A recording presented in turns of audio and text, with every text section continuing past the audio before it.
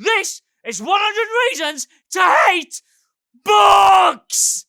Do you know how many books there are? There's millions. So how am I supposed to choose what I read? Hardback books are too heavy. Look, I'm going to tell it to you straight. Books are boring. Pop-up books. Oh, great. I'm trying to read a book. Now I've got fright. You think pages smell nice? Oh, yeah, let's get that in a perfume, shall we?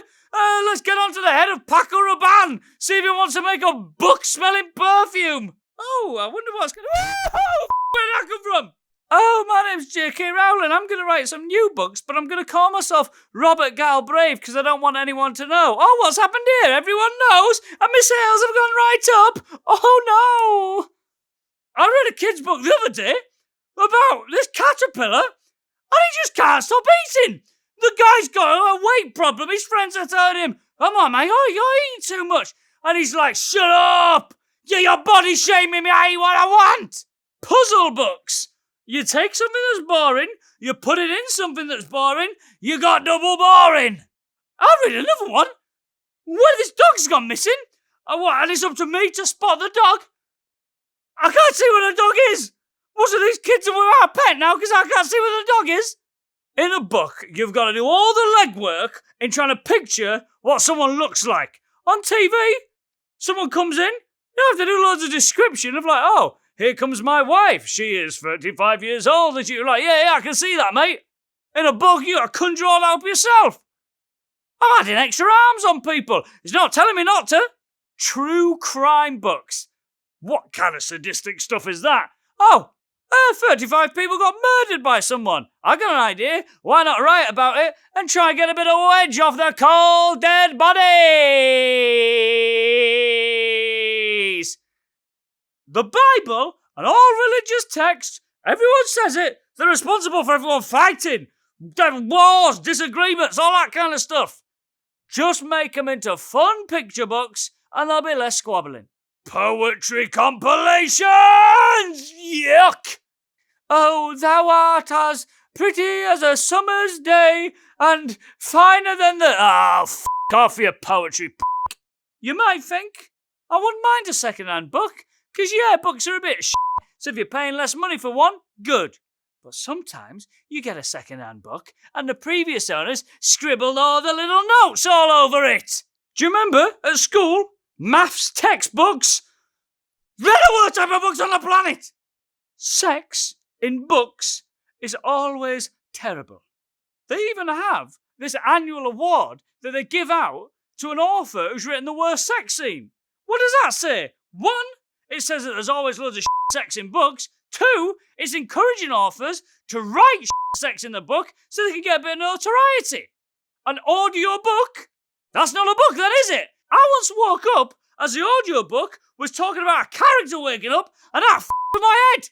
I gotta wake up and hear someone going, he rubbed his eyes and woke up confused. What?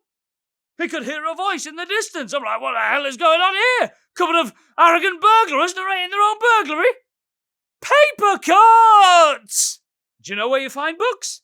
Libraries. Do you know where you find absolutely no fun whatsoever? Libraries. I'm sick of being told I have to keep my voice down in a library. This is whispering for me. Autobiographies. Some arrogant, full of himself celebrity going, oh, you know what people want to hear about? Me. Talking about me. F*** off, you big-headed ballbag. You can get books that have like a little sound panel on the side. So if you come across a key word like, fire engine, it'll go, bee-ma-me-ma-me. You think I can't make my own noises in my head? If you don't know what a fire engine sounds like, do you think someone like me, who's committed arson the amount of times I have, doesn't know what a fire engine sounds like? They're so long. Some of them are over like 20 pages. People have told me you can get books that are like 300 pages. I'll believe it when I see it, but that sounds f***ing mad. 50 Shades of Grey! Even worse than autobiographies, biographies. That's when a human being decides to themselves, I'm going to do nothing interesting with my life, so I'm just going to write about Noel Edmonds. Adult colouring in books. They're supposed to de-stress you. Grown man doing some colouring in. I've tried it. Do I look like I've been de-stressed by it? I hate people who describe a book as being a real page-turner. Oh, what? It's a page-turner, is it? That book is a page-turner? That's the bare minimum of what a book should be. Bookworms. Are you heard of these? Apparently, some books just have worms in them. Well, we're okay with that. Bookworms are worse than bedbugs. Young adult literature. That's basically saying, you're not ready for the real world yet. I read something online recently. The first alphabetized dictionary was published in 1641. The first alphabetized dictionary? The f*** happened there?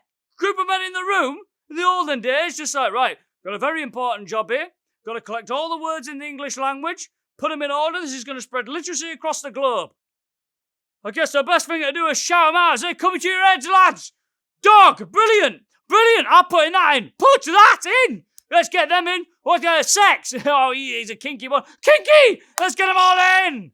Where's Wally? It's a bit of fun, isn't it, when you start off? First few pages, like, oh, there's Wally, there he is, there he is. What's the last page of Where's Wally? Some mad shit like a Where's Wally convention, where it's just pages of Wallies, and you got to find the one whose quiff is slightly to the side. It's the most stressful thing you ever look at. I don't like long words, they're too hard. And once you finish a book, one of those rare books that are actually any good, you finish it, then you're sad. You miss everyone in it. You got no friends anymore. Choose your own adventure books. Why not skip to 4 minutes 35 in the video if you think the dog's shit? Or why not skip to 1 minute 26 if you think they're dreadful? How do we know that Braille isn't all the blind people taking the piss out of us lot? People who read books in the bath. I got a rule when it comes to books. If my neck is wet, I ain't reading. Stop calling them graphic novels, they're comics. Do you want to know some of the worst people in the whole world of books? It's authors who have their name on the front cover bigger than the title of the books. Get over yourselves! I don't like the feeling of someone reading a book over your shoulders. I don't know why, but it's the creepiest feeling on the planet. Apparently, you can't judge a book by its cover. What the hell else am I supposed to judge it on? With the blurb? I tell you what I hate, really gets on my nerves, is when you buy a book. It's a detective book. Oh, you're excited to hear about this detective story, aren't you? But then what do you find out? Oh, it's the third book in the Detective McCluskey series. Oh, great. So I know none of the backstory, none of the characters, and I don't know who the Detective McCluskey is. When the pages of the book get stuck together and you gotta do that with your tongue. You know what happens when a film producer gets their hands on a book? They make it into a shit film. I'd say 99% of films that are shit are book adaptations. And then, on the rare occasion, when there is an incredible film made out of a book, through whatever chance it might be, there's always someone moaning, oh, it's not as good as the book. Oh, the book's so much better. You know why you're saying that? Because you want to look more intellectual than people like me who like looking at pictures. Putting books on display. You're just trying to look smart with all your books on display. I can see right through you. The ratio of unread to read books on any bookshelf, and this is a national stat, is 95 to 1. When you've got a series of books, you're collecting them all, and then the fifth book, they change the design of the covers and stuff, and now it looks shit in your collection.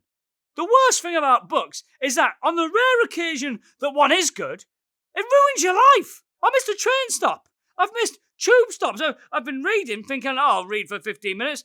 An hour's gone, 2 hours gone, because you just get lost in the book, because that's what a good book is, really. I guess it's escapism. Takes you into a different world, gets your mind thinking creatively. And if you are a creative person, I'm always trying to do stuff, trying to do a bit of writing, reading a book, gets you out of your comfort zone, gets you thinking differently. Philosophy books, they can change your whole mindset. Self-help books, yeah, if you're struggling with something, there's a book for everything. Encyclopedia, stuff like that. We always bang on about how good the internet is because you can find out everything. You can do that with books. You know, if all technology went, we'd still have everything we need in a book. Books have got everything. Creativity, escapism. What, you're telling me Your life's so amazing, you wouldn't want to read a book about dragons. I don't think so. You ain't got dragons in your life. I've got dragons right here. Oh, I wish dragons were real. Well, they kind of, they are in your head when you read them, aren't they? No, books are all right, aren't they? Jesus Christ. Why do we do this? Pick something that's genuinely... Why can't I do 100 Reasons to Hate War?